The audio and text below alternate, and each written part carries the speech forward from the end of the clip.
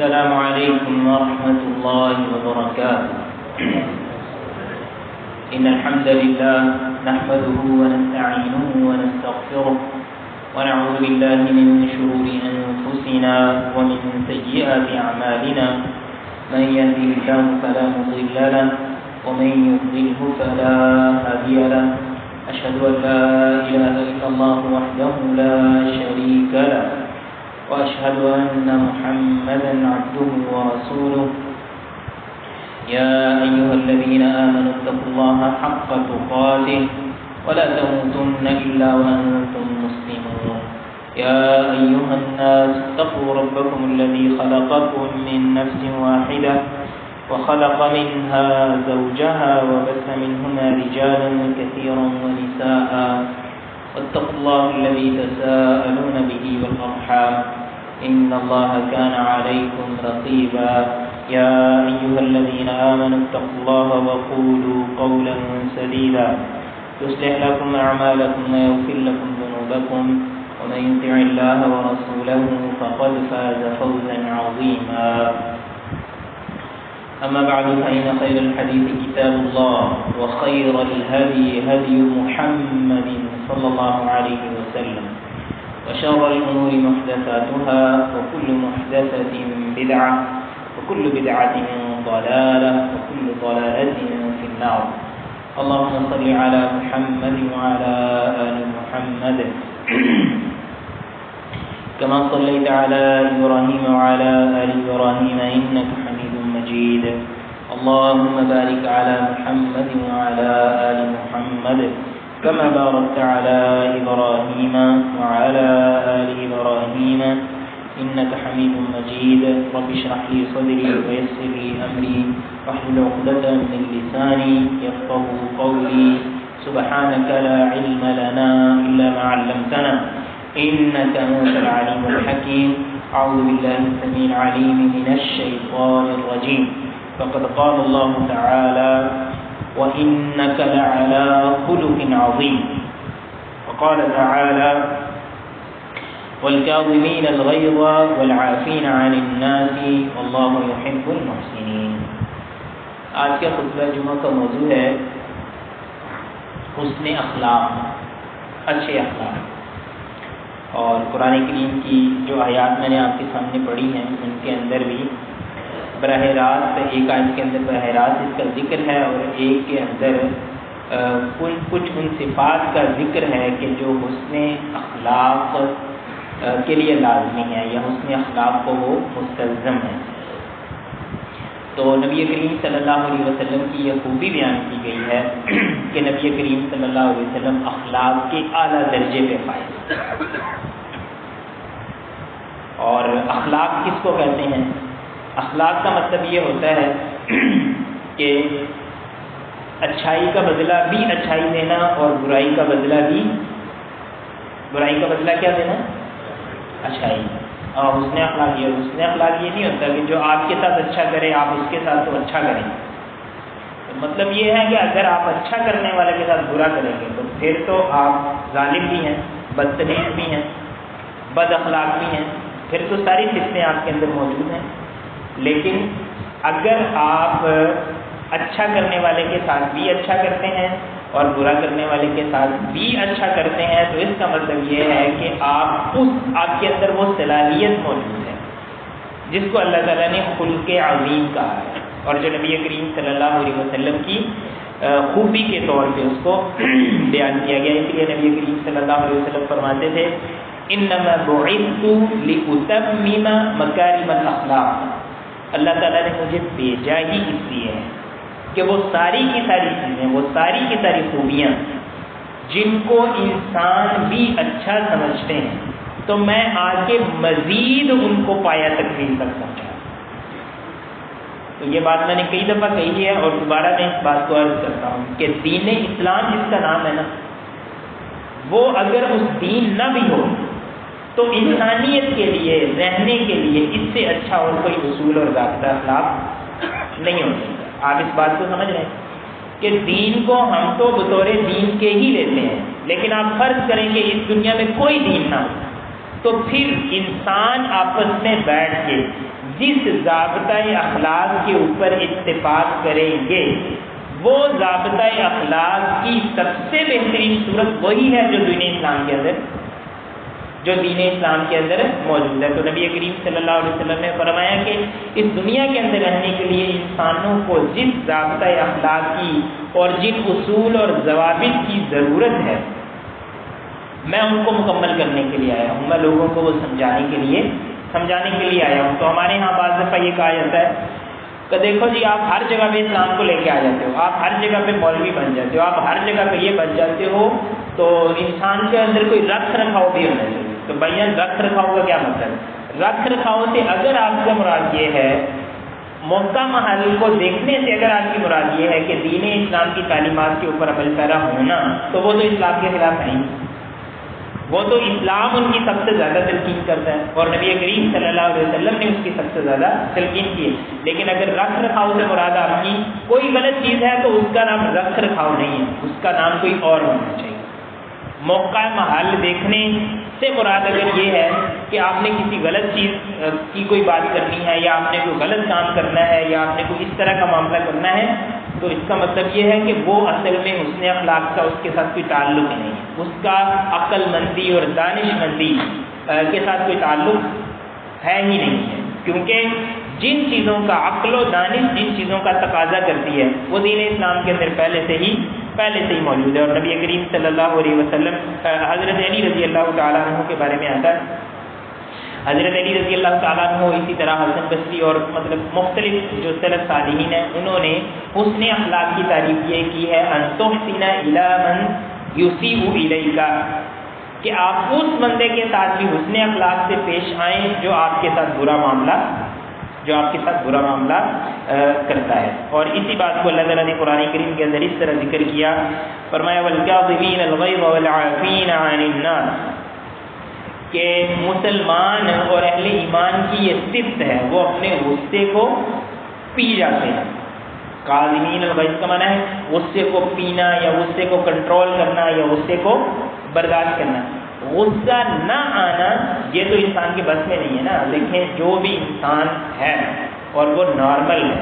اگر وہ اب نارمل نہیں ہے اس کو غصہ تو آئے گا، یعنی خوش ہونا، ناراض ہونا، غصہ آنا، خوش ہونا، رونا، ہنسنا، یہ ساری چیزیں تو انسان کے اندر اللہ تعالیٰ نے رکھی ہوئی ہیں۔ تو غصہ تو ہر بندے کو آتا ہے، لیکن اس غصے کو کنٹرول کر لینا یہ اہل ایمان کی نشانی ہے۔ اور فرمایا والعافین عن الناس، اور لوگوں کو وہ معاف کرنے والے ہوتے ہیں۔ تو معاف آپ نے کس کو کرنا ہے؟ ایک بندہ آیا ہے، وہ آپ کے لیے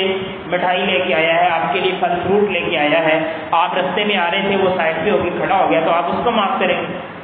اس کو آپ نے کیا معاف کرنا ہے؟ اس کا تو آپ نے شکریہ ادا کرنا ہے، وہ آپ کے ساتھ احسان کر رہا ہے۔ معاف آپ کو آپ نے اس کو کرنا ہے جس نے آپ کا کوئی نقصان کیا ہے، جس نے آپ کی گاڑی میں گاڑی ٹھوک دی ہوگی، اس کو معاف کریں گے تو پھر اس کا مطلب ہے کہ آپ کے اندر حسن اخلاق موجود ہے۔ یعنی اگر آپ کسی کا نقصان کر دیں گے تو وہ تو معاف کرنا نہیں نا، کوئی آپ کا نقصان کرے گا تو وہ معافی کے اندر آتا ہے کہ کوئی بات نہیں، آپ نے میرا جسمانی نقصان کیا یا آپ نے میرا مالی نقصان کیا، کوئی معاشرتی نقصان کیا، اپنے ہمسائے کو معاف کرنا، گلی کے اندر آنے والے کو معاف کرنا، مسجد کے اندر بیٹھے ہوئے ایک دوسرے کو معاف کرنا، یہ ساری کی ساری چیزیں کیا ہیں؟ یہ حسن اخلاق کے اندر آتی ہیں۔ اور ہمارے ہاں عام طور پہ چھوٹی چھوٹی چیزیں جو ہے نا وہ بعض دفعہ ہم ان پہ توجہ نہیں کرتے، لیکن ان کی وجہ سے ہمارے اخلاق بگڑتے بہت زیادہ ہیں۔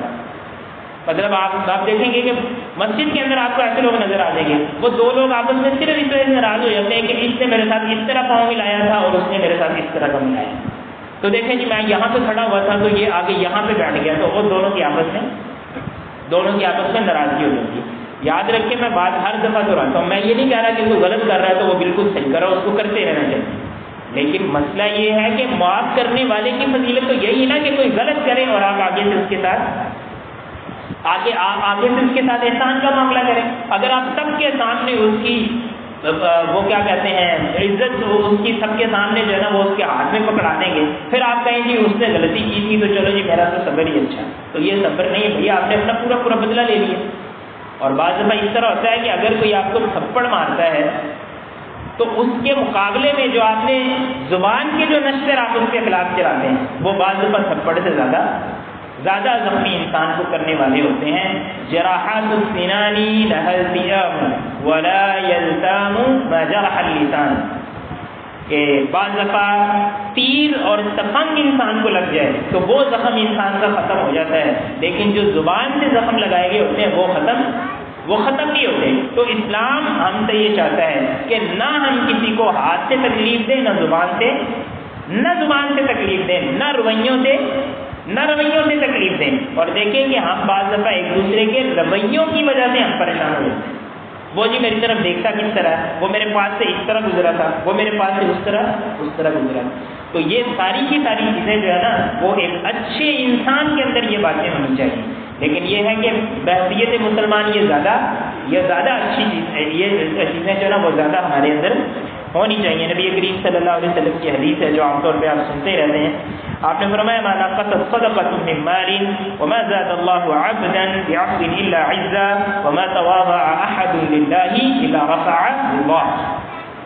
کہ صدقہ مال کو کم نہیں کرتا، اور اسی طرح انسان اگر کسی کو معاف کرے تو اس کی عزت میں اضافہ ہی ہوتا ہے. اور اگر کوئی جھک جاتا ہے تو اللہ تعالیٰ اس کو اوپر اٹھاتا ہے. اور جو جھکتا نہیں ہے اور وہ کہتا ہے جی میں اس کا بندوبست کر لوں گا، میں دیکھ لوں گا، میرے ہوتے ہوئے یہ کام نہیں ہو سکتا. تو جب اس طرح کے ہمارے رویے ہوتے ہیں تو آپ نے دیکھا ہے کہ بعض دفعہ خاندانوں کے خاندان اجڑ جاتے ہیں اور دونوں طرف کا نقصان ہو جاتا ہے، صرف اس وجہ سے کہ انسان کے اندر تکبر موجود ہوتا ہے، جو پچھلے خطبات جمعہ کے اندر میں نے آپ کی خدمت میں عرض کیا. نبی کریم صلی اللہ علیہ وسلم کے بارے میں حضرت انس بن مالک رضی اللہ تعالیٰ عنہ بیان فرماتے ہیں کان رسول اللہ صلی اللہ علیہ وسلم احسن الناس خلقا، اللہ کے رسول صلی اللہ علیہ وسلم لوگوں میں سب سے بہترین اخلاق والے تھے. حالانکہ جیسے کہ میں نے عرض کیا تھا کہ اللہ کے رسول صلی اللہ علیہ وسلم ہر اعتبار سے اللہ کے رسول صلی اللہ علیہ وسلم کو لوگ باقاعدہ برداشت بھی کرتے تھے، یعنی آپ کے صحابہ کرام آپ کو برداشت بھی کرتے تھے. یعنی آپ دیکھیں نا بعض لوگوں کی تو مجبوری ہوتی ہے نا کہ وہ کسی کے ساتھ بدتمیزی کر نہیں سکتے، یا آپ یہ سمجھیں کہ ان کو اللہ کے رسول صلی اللہ علیہ وسلم کے ساتھ کوئی مجبوری نہیں تھی. ہر اعتبار سے آپ کسی کے ساتھ مطلب آپ سختی بھی کرتے، کسی کو ڈانٹ ڈپٹ بھی کرتے تو انہوں نے اپنے لیے سعادت ہی سمجھنی تھی. لیکن اس کے باوجود حضرت انس بن مالک رضی اللہ تعالیٰ عنہ جو اس حدیث کے وہ کہتے ہیں کہ اللہ کے رسول صلی اللہ علیہ وسلم نے مجھے کبھی اف تک بھی نہیں کہا تھا. اور یہ باتیں کہنے کو آسان ہیں، لیکن اگر ہم اپنی زندگی پہ نظر دوڑائیں، آپ سمجھیں کہ اگر کسی جگہ پہ میں بڑی جگہ پہ ہوں تو میرے ساتھ کام کرنے والے چھوٹے بچے ہیں یا مجھ سے چھوٹے لیول پہ لوگ ہیں، یا ہمارا کوئی آفس بوائے ہے، یا اس طرح کر کے کوئی بھی دیکھیں گے تو ہم دن میں 50 دفعہ جو ہے نا اس کے ساتھ بدتمیزی کرتے ہیں، اور اس بدتمیزی کو ہم اپنا کلچر سمجھتے ہیں اور ایک دوسرے کو نصیحت بھی کرتے ہیں کہ ان کے ساتھ ذرا اس طرح رہو ورنہ یہ خراب ہو جاتے ہیں. لیکن اللہ کے رسول صلی اللہ علیہ وسلم کا یہ معاملہ نہیں تھا. اور گواہی دینے والے وہ لوگ ہیں، یعنی ایک ہوتا ہے میں کبھی کبھار، آپ مجھے کبھی کبھار ملتے ہیں، میں آپ کو کبھی کبھار ملتا ہوں، اللہ تعالیٰ نے میرا بھی پردہ رکھا ہوا، آپ کا بھی پردہ رکھا ہوا. لیکن ایک ایسا بندہ جو 10 سال تک کسی کے ساتھ رہتا ہے پھر اس کے بعد وہ یہ گواہی دیتا ہے کہ ان سے بہتر اخلاق والا کوئی نہیں ہے، تو آپ یہاں سے اندازہ کیجئے کہ اللہ کے رسول صلی اللہ علیہ وسلم کی جو شان اور عظمت اور اللہ کے رسول صلی اللہ علیہ وسلم کو جو حسن اخلاق سے اللہ تعالیٰ نے نوازا تھا وہ کس اعلیٰ پائے کا اور کس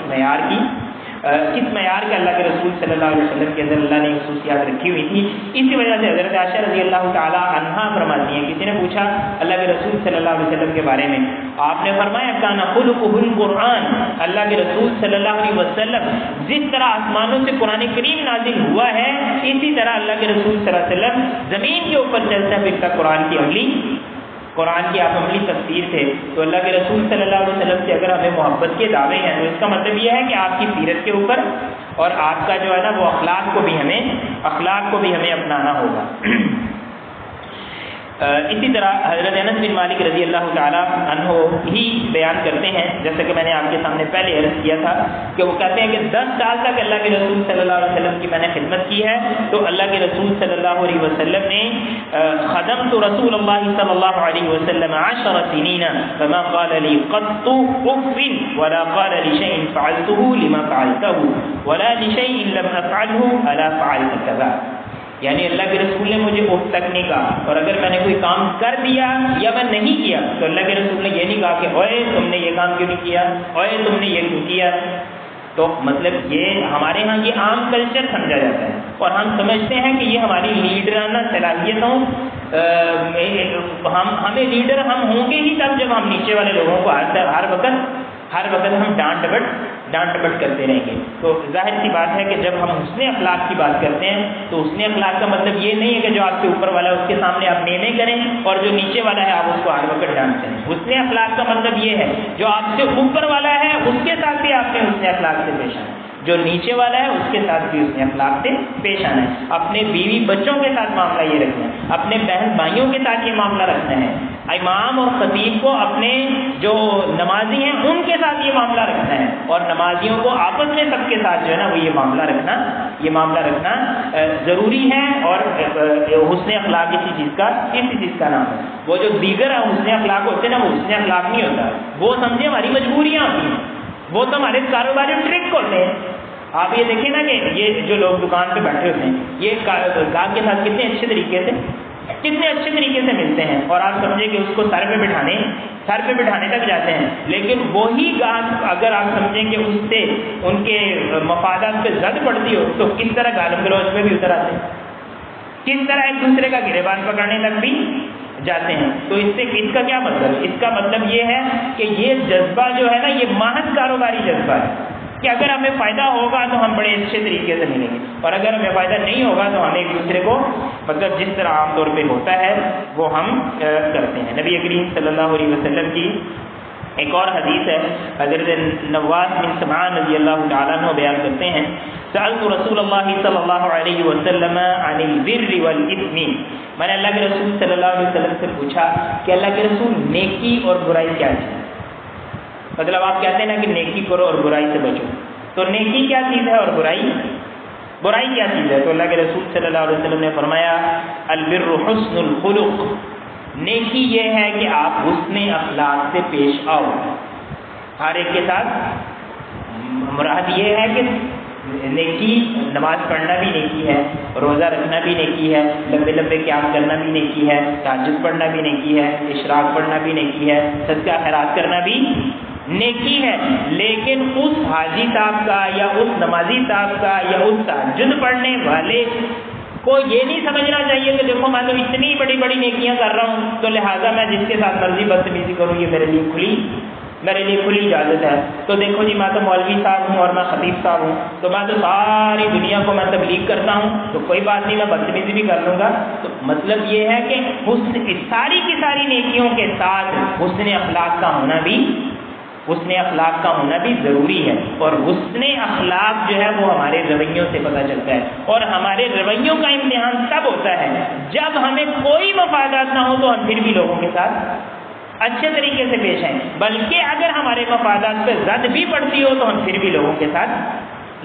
ہم اچھے طریقے سے پیش آئیں. آپ سمجھو کہ مجھے یہاں آپ میں سے کسی کے ساتھ کوئی کام ہے تو میں بڑا بڑھ کے سلام لیتا ہوں، بڑا ان کو میں دعوت بھی دیتا ہوں جی میرے پاس آپ تشریف لائیں، تو آپ ماشاء اللہ جی آپ تو بڑے اچھے.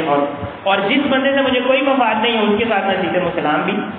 سلام بھی نہیں لیتا. تو مراد اس کا مطلب یہ ہے کہ میں یہ جو دین کے کام ہے اور جو اخلاقیات ہیں میں نے اس کو بھی اپنے مفادات کے ساتھ جوڑا ہوا ہے. تو بھائی جان اگر دل کا سکون ہم چاہتے ہیں نا اور اپنے آپ کو خوش رکھنا چاہتے ہیں اور اپنے اندر مثبت ایکٹیویٹیز جو ہے نا وہ زیادہ سے زیادہ ہم کرنا چاہتے ہیں کہ ہمارا ذہن ہمیں مثبت پیغامات زیادہ سے زیادہ بھیجے، تو اپنے اندر اس طرح کی نیکیوں کو آپ لے لیں. نماز، روزہ، حج، زکات یہ بھی بہت بڑی نیکیاں ہیں، اور ان کا اللہ تعالیٰ اس وجہ سے بھی انسان کو بڑے روحانی اور جسمانی فوائد ملتے ہیں. لیکن جو بندہ آپ کو گالی دے اس کو طنز یا نہیں ویسے دل سے معاف کر کے اس کو دیکھیں. آپ کو پتہ چلے گا کہ گالی کے بدلے میں گالی نکال کے انسان کو اتنا سکون نہیں ہوتا جتنا گالی کے بدلے میں دوسرے کو معاف کر کے انسان کو سکون ملتا۔ اسی طرح اور جتنی بھی ہمارے یہاں مثالیں ہیں، چھوٹی چھوٹی چیزیں ہیں، اگر ہم ان کے اوپر غور کریں۔ ابھی میں آ رہا تھا تو میں روزانہ جو ہے نا وہ یعنی جب بھی میں آتا ہوں تو مجھے یہ ایک اچھا تجربہ ہو جاتا ہے لوگوں کے ساتھ ملنے کا، کہ میں رائڈ کے ذریعے آتا ہوں تو مطلب چھوٹی چھوٹی چیزوں میں لوگوں کے رویوں سے نا دوسرے لوگ تنگ ہوتے ہیں۔ یہ رائڈر جو ہے نا یہ عام بیچارے روتے ہی رہتے ہیں، اور رونے سے مراد ان کی یہ ہے تو جی ہم اتنی دور سے گئے تھے انہوں نے ہماری رائڈ کینسل کر دی، وہ جی ہم فلانی جگہ پہ گئے تھے انہوں نے میرے ساتھ بدتمیزی کی ہے۔ اور خواتین کی عام کمپلین وہ کرتے ہیں، وہ خواتین مجھ سے ناراض نہ ہوں، میں ان کی بات کر رہا ہوں، وہ عام کمپلین کرتے ہیں کہ مرد حضرات جو ہے نا وہ پھر بھی ہمارا خیال کر لیتے ہیں، لیکن خواتین انتہائی زیادہ بدتمیزی کرتی ہیں۔ اور یہ جو چیزیں ہم بڑا سمجھتے ہیں کہ دیکھو جی میں نے تو رائڈ کینسل کر دی، دیکھو جی میں نے اس کو خوب جو ہے نا وہ یہ کیا، اور دونوں طرف سے خرابی ہیں، بعض دفعہ رائڈ والے بھی غلط کرتے ہیں اور بعض دفعہ ہم بھی، اور اکثر جو ہے نا جو پیسنجر ہے وہ ان کے ساتھ زیادتی کرتے ہیں۔ ابھی یہ جو بندہ مجھے چھوڑ کے گیا ہے، میں بات آپ کو اس لیے بتا رہا ہوں کیونکہ میرا موضوع بھی تھا، تو اس نے مجھے فون کیا تو بڑا غصے کے اندر تھا کہ دیکھا جی ہم نے 100-200 روپے کی ہماری رائڈ ہوتی ہے تو لوگ ہمیں تنگ بڑا کرتے ہیں۔ تو میں نے کہا وہ پیچھے والے نے آپ کو تنگ کیا؟ میں نے تو آپ کو کچھ نہیں کہا، میں تو پہلی سڑک پہ کھڑا ہوں، لیکن مجھے یہ اب انہوں نے میرے ساتھ آپ سمجھے کہ ایک طرح سے غلط لہجے کے اندر گفتگو کی، لیکن مجھے سمجھ آ رہی تھی کہ یہ بندہ بیچارہ پہلے سے، اور روزانہ 10 لوگ اس کے ساتھ اسی طرح کرتے ہوں گے۔ تو میں نے ان سے یہ بات بتائی کہ دیکھیں آپ کی تکلیف کو میں سمجھتا ہوں، لیکن اس میں میرا کوئی قصور نہیں ہے، اور اگر آپ نے غصہ کر بھی لیا ہے تو میں نے اس بات پہ مجھے کوئی غصہ نہیں ہے۔ تو میں آپ کو صحیح بات بتا رہا ہوں کہ اگر اس نے تیز لہجے میں بات کی تو میں بھی اسی طرح تیز لہجے میں بات کرتا، وہ ابھی تک اس کے ذہن میں میری بدتمیزی گھوم رہی ہوتی اور میرے ذہن میں اس کی بدتمیزی ابھی تک گھوم رہی ہوتی، لیکن اب میں کوئی دکھلاوے کے لیے بات نہیں کر رہا، لیکن ابھی تک مجھے یہ سکون محسوس ہو رہا ہے کہ چلو اللہ تعالیٰ نے مجھے توفیق دی ہے کہ کسی نے میرے ساتھ گرم لہجے میں بات کی ہے، لیکن میں نے اس کے ساتھ اچھے طریقے سے اللہ نے مجھے پیش آنے کی توفیق دی ہے۔ ہمارا کوئی کمال نہیں ہے، یہ بات میں نے آپ کو پہلے بتائی تھی۔ جس طرح انسان کا ہاتھ ہونا یا نہ ہونا یہ انسان کے لیے خوبی یا خامی ہے، اسی طرح اس کے اندر صبر ہونا یا نہ ہونا یہ اس کی خوبی اور خامی ہے۔ تو جس کو اللہ تعالیٰ نے ہاتھ نہیں نہ دیا ہوا اور وہ معذور ہے اور وہ پھر اپنے ہاتھ سے کوئی کام نہیں لیتا، اسی طرح اگر انسان کے اندر اللہ نے صبر نہیں رکھا ہوا، اس کو ہر وقت یہ سمجھنا چاہیے کہ دوسرا بندہ غلط نہیں ہے، بلکہ میرے اندر ایک پرزے کی کمی ہے، میرے اندر ایک پرزے اور فنکشن کی کمی ہے کہ جس کی وجہ سے لوگوں کے ساتھ مجھے معاملہ کرنے کے اندر مشکلات آ رہی ہیں، اور اس انداز سے سوچنے سے ہی انسان کے اندر جو ہے وہ اس طرح کی جو ہے نا وہ چیزیں پیدا ہوتی ہیں۔ تو نبی کریم صلی اللہ علیہ وسلم کی حدیث یہ تھی البر حسن الخلق، نیکی یہ ہے کہ آپ لوگوں کے ساتھ اچھے اخلاق سے پیش آئیں، والاثم ما حاک فی صدرک، اور برائی ہر وہ چیز ہے جو آپ کے دل میں کھٹکتی ہے، جو آپ کے دل میں کھٹکتی ہے۔ آپ مجھے یہ بتائیں کہ جب ہم کسی کے ساتھ 2 نمبری کرتے ہیں، کسی کو کم تول کے دیتے ہیں، کسی سے ہم کوئی زیادہ چیز لے آتے ہیں، یا ہم کسی کی رائڈ کینسل کر دیتے ہیں، یا ہم کسی کے ساتھ زیادتی کرتے ہیں، یا جو بھی اس طرح کی صورتیں، کیا ہمارے دل میں وہ بات کھٹکتی ہے کہ نہیں کھٹکتی؟ اور مسئلے آگے مولویوں سے پوچھ رہے ہوتے ہیں، اور بھائی مولوی سے مسئلہ پوچھنے سے پہلے آپ کے دل نے آپ کو بتا دیا ہوا ہے کہ یہ کام درست نہیں ہے، لیکن اب کسی طرح آپ اس کی جسٹیفیکیشن چاہتے ہیں کہ مولانا صاحب جو ہے نا اس کو کسی نہ کسی طرح جسٹیفائی کر دیں، تو وہ جو میرا ضمیر مجھے ملامت کر رہا ہے، وہ ملامت کرنے کا عمل جو ہے نا اس کے سامنے کوئی رکاوٹ یا دیوار کھڑی ہو جائے۔ اب آگے پوچھتے ہیں جی وہ فلانے کی اتنی وراثت تھی، ڈمکانے کی اتنی وراثت تھی، تو کیا میں اس طرح لے سکتا ہوں تو اس طرح دے سکتا ہوں؟ تو بھائی آپ کا دل خود آپ کو بتا رہا ہے کہ یہ 2 نمبری ہے، آپ کا دل آپ کو خود یہ فتویٰ دے رہا ہے کہ یہ آپ غلط کام کر رہے ہیں۔ اور آپ دیکھیں سوال پوچھنے والے 2 طرح کے ہوتے ہیں، اور جو پہلی قسم ہے نا کہ دوسرے کے لیے سوال پوچھنا کہ دوسرے کے ساتھ یہ جو میں زیادتی کر رہا ہوں یہ بالکل نیکی کا کام ہے، لہذا آپ مجھے یہ فتویٰ دیں، یا دوسرا جو بندہ اپنے حق کا مجھ سے مطالبہ کر رہا ہے وہ بالکل غلط کر رہا ہے، لہذا آپ مجھے اس پہ فتویٰ دیں۔ اس طرح کے جتنے لوگوں نے ان کو سوال پوچھنے کی کوئی ضرورت، ان کا دل ان کو پہلے بتا چکا ہوا ہے، اور ان کے ضمیر نے انہیں ملامت کی ہے، یہ اس وجہ سے مجبور ہو کے مولوی صاحب کے پاس ہیں تاکہ یہ جو میرا ضمیر مجھے ملامت کر رہا ہے نا، اس کے اوپر میں فتوے کا جو ہے نا وہ ایک پہا رکھ دوں تاکہ وہ مجھے تکلیف دینا کم کر دے۔ اور دوسری قسم کے وہ لوگ ہوتے ہیں کہ جن کو ہر وقت یہ خدشہ رہتا ہے کہ ہم کسی کے ساتھ ظلم نہ کریں، وہ بھی مسئلہ پوچھتے ہیں۔ تو دیکھتے ہی دونوں طرح کے لوگوں کا فرق سمجھ میں آ جاتا ہے کہ کون بندہ کس نظریے سے، مسئلہ یہاں پہ آپ کو کئی لوگ نظر آ جائیں گے، مولانا صاحب اس موضوع میں ذرا جمعہ پڑھائیں، اور وہ وجہ پتہ کیا ہوتی ہے، وہ دوسرے بندے کو سنانا ہوتا ہے کہ چلو جی میں نہیں، مولانا صاحب یہاں سے دوسرے کو سنائیں گے کہ لو جی دیکھو جی مولوی صاحب نے بھی یہ مسئلہ بیان کرتا ہے جی، وہ جی فلانے کی وراثت سے ڈمکانے کی وراثت، اس کے ذرا آپ مسائل بیان کریں، اور جی وہ فلانے بندے اس طرح کرتے ہیں۔ تو اللہ کے بندے آپ مجھے یہ کہو نا کہ میرے اندر یہ خامی ہے اور آپ یہاں پہ جمعہ پڑھائیں، تو پھر مجھے سمجھ بھی آئے گی کہ آپ اپنی اصلاح بھی کرنا چاہتے ہیں۔ تو وَالْإِثْمُ مَا حَاكَ فِي صَدْرِكَ وَكَرِهْتَ أَن يَطَّلِعَ عَلَيْهِ النَّاسُ۔ گناہ وہ ہے جو آپ کے دل میں خود کھٹکتا ہے، کسی کے بتانے سے پہلے آپ کا دل آپ کو بتاتا ہے اگر ضمیر مردہ نہیں ہو چکا، اور انسان دوسروں کو یعنی دوسروں کے سامنے ایکسپوز ہونے سے انسان ڈرتا ہے۔ یہ عام مسائل پوچھے جاتے ہیں، وہ جی فلانے نے مجھے کہا تھا میں اس میں سے اتنا کمیشن رکھ لوں اتنا رکھ لوں، آپ مجھے یہ بتائیں اگر آپ یہ جو کمیشن رکھتے ہیں اگر آپ اس پہ ایکسپوز ہو جائیں تو کیا آپ کو اچھا لگے گا یا برا لگے گا؟ تو آپ کا ایکسپوز ہونے کا جو خدشہ آپ کے اندر ہے، اس کا مطلب یہ ہے کہ آپ 2 نمبری کریں، ورنہ اگر آپ کسی کو 1 روپیہ دے رہے اور اس سے کوئی چیز لے رہے یا چیز لے کے آپ اس کے ساتھ لین دین کر رہے ہیں تو آپ کو ایکسپوز ہونے کا خطرہ نہیں ہوتا۔ تو وَكَرِهْتَ أَن يَطَّلِعَ عَلَيْهِ النَّاسُ کا مطلب یہ ہے وہ سارے کے سارے کام جن کو آپ ایکسپوز ہونے سے ڈرتے ہیں، جن حرکتوں کے آپ لوگوں کے سامنے منکشف ہونے سے ڈرتے ہیں، اس کا مطلب یہ ہے کہ وہ ساری کی ساری برائیاں اللہ تعالیٰ سے دعا ہے کہ اللہ تعالیٰ ہمیں چیزوں کو سمجھنے کی توفیق عطا فرمائے۔ آمین وآخر دعوانا ان الحمد للہ رب العالمین۔